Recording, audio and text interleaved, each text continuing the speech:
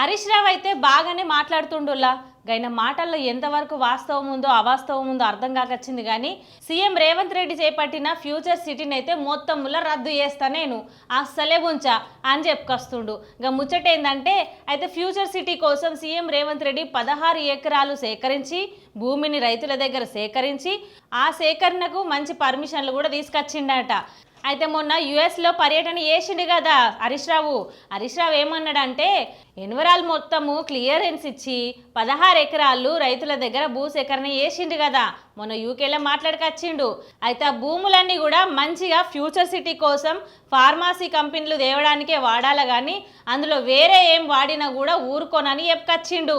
మొత్తం వల్ల ఒకవేళ అందుకు వాడకుండా వేరే రకంగా వాడినట్లయితే ఖచ్చితంగా ఎవరి భూములు వాళ్ళకి ఇచ్చేయాలని హరీష్ రావు మాట్లాడుకొచ్చిండు.